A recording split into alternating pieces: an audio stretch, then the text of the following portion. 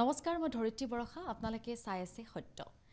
এটা গুৰুত্বপূৰ্ণ খবৰ লৈ আহিছো ড্ৰাইভিং লাইসেন্স সন্দৰ্ভত আপোনাৰ ড্ৰাইভিং লাইসেন্স আবেদন কৰাত সমস্যা হৈছে নেকি এতিয়াৰে পৰা কিন্তু আপুনি সমস্যাৰ সন্মুখীন নহয় কিয়নো অসম চৰকাৰে এটা বিশেষ ৱেবছাইট মুকলি কৰিছে আৰু সেৱা হেতু ৱেবছাইটৰ জৰিয়তে আপুনি এতিয়াৰে পৰা ড্ৰাইভিং লাইসেন্সৰ বাবে আবেদন কৰিব পাৰিব ইতিমধ্যে অসমৰ মুখ্যমন্ত্ৰী ডক্টৰ হিমন্ত বিশ্ব শৰ্মাই এটা ভিডিঅ' মুকলি কৰিছে আৰু টুইট যোগে এই কথা জনাইছে কি ভিডিঅ' মুকলি কৰিছে মুখ্যমন্ত্ৰী গৰাকীয়ে এবাৰ আপুনি চাওক আপোনাৰ ড্ৰাইভিং লাইসেন্স নাই নেকি আজিয়ে আবেদন কৰক সেৱা হেতুৰ জৰিয়তে অসম লোকসেৱা অধিকাৰ পোৰ্টেলত নিৰ্ধাৰিত সময়ত আপোনাৰ আবেদন নিষ্পত্তি নহলে সংশ্লিষ্ট চৰকাৰী বিষয়ে ভৰিব লাগিব জৰিমনা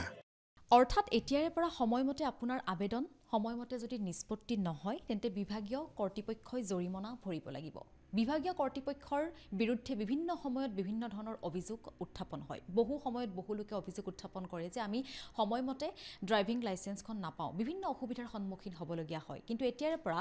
আজি কৰ্তৃপক্ষ আছে সেই কৰ্তৃপক্ষ দায়ী হ'ব যদিহে তেওঁলোকে এনে ধৰণৰ কাৰ্য সংঘটিত কৰে যদি কোনো লোকে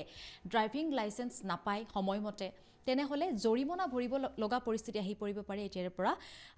বিভাগীয় কৰ্তৃপক্ষই আৰু প্ৰায় ড্ৰাইভিং লাইসেন্সৰ ক্ষেত্ৰত জনসাধাৰণে অসুবিধাৰ সন্মুখীন হয় বহুতে ইতিমধ্যে হয়তো আপুনিও সন্মুখীন হৈছে বা আপোনাৰ কোনো আত্মীয় হৈছে আপোনাৰ কোনো বন্ধুবৰ্গও সন্মুখীন হৈছে হয়তো এনেকুৱা হয় যে অফিচত যোৱাৰ পাছত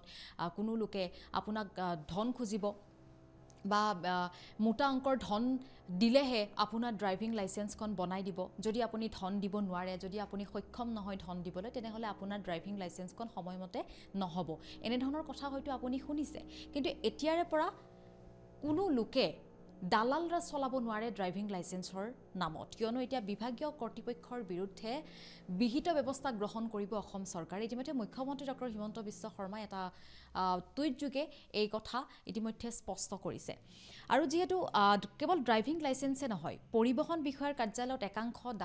দালাল ৰাজ চলোৱাৰ অভিযোগ উত্থাপন হৈ আহিছে সেই অসম চৰকাৰে এই দালাল ৰাজ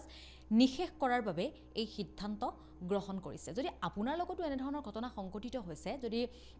কেতিয়াবা যদি আপুনি আপোনাৰ ড্ৰাইভিং লাইসেন্সখন বনাবলৈ গৈ অসুবিধাৰ সন্মুখীন হৈছে কেতিয়াবা যদি আপোনাক কোনো লোকে টকা বিচাৰিছে তেন্তে আপুনি কমেন্ট সেকশনত জনাব পাৰিব নাম সহকাৰে আপুনি জনালে ভাল কিয়নো অসম চৰকাৰে সেই লোকগৰাকীৰ বিৰুদ্ধে ব্যৱস্থা গ্ৰহণ কৰিব বুলি ইতিমধ্যে মুখ্যমন্ত্ৰীয়ে টুইট যোগে জনাইছে আৰু কিছুদিন পূৰ্বে জনতাৰ অভিযোগৰ বাবে এটা বিশেষ পোৰ্টেল মুকলি কৰিছিল সেই কথা হয়তো সকলোৱে গম পাইছে আৰু যাৰ জৰিয়তে পোনপটীয়াকৈ আপুনি অভিযোগ দিব পাৰে চৰকাৰক পোনপটীয়াকৈ আপুনি অভিযোগ দিব পাৰিব সেই বিশেষ পোৰ্টেলত আপুনি খালি কোট হৈছিল বা আপোনাৰ লগত কি হৈছিল আপুনি স্পষ্টকৈ ক'ব লাগিব যদি তাতোকৈ ভাল কথা এটা যদি আপোনাৰ লগত কোনো লোকে তেনে ধৰণৰ ঘটনা সংঘটিত কৰিছে যদি আপুনি ফটো লৈছে বা যদি আপুনি সেই সমগ্ৰ দৃশ্যটো যদি আপুনি ভিডিঅ' কৰে তেতিয়া আৰু বেছি ভাল হ'ব তেতিয়া আপোনাৰ হাতত প্ৰমাণ থাকিব তেতিয়া আৰু চৰকাৰে খুব সোনকালে এটা ব্যৱস্থা গ্ৰহণ কৰিব পাৰিব আৰু চৰকাৰখনক জনতাৰ ওচৰ চপাই নিয়াৰ বাবে এই বিশেষ পদক্ষেপ লৈছে মুখ্যমন্ত্ৰী ডক্টৰ হিমন্ত বিশ্ব শৰ্মাই আৰু সেই ভিডিঅ'টো ইতিমধ্যে আপোনালোকে চাইছে কেনেদৰে আপুনি সেই ৱেবছাইটত গৈ ড্ৰাইভিং লাইসেন্সৰ বাবে আবেদন কৰিব পাৰিব নিশ্চয় এই ভিডিঅ'টো চাই আপুনি যথেষ্ট উপকৃত হ'ব আৰু যদি আপোনাৰ লগত ইতিমধ্যে কৈছো যদি আপোনাৰ লগতো কোনো লোকে আপোনাৰ পৰা ধন বিচাৰিছে ড্ৰাইভিং লাইসেন্স বনাই দিম বুলি যদি কোনো লোকে দালাল ৰাজ চলোৱাৰ যদি তেওঁলোকে দালাল ৰাজ চলাম বুলি যদি আপোনাৰ ওচৰলৈ আহিছে তেন্তে আপোনাৰ ওচৰত যদি তেনে ধৰণৰ ভিডিঅ' বা তেনে ধৰণৰ ফটো আছে বা তেনে ধৰণৰ যদি খবৰ আছে তেন্তে আমাক কমেন্ট সেকশনত লিখিবলৈ নাপাহৰিব এই ভিডিঅ'টো সংক্ৰান্তত আপোনাৰ মতামত দিবলৈ নাপাহৰিব ধন্যবাদ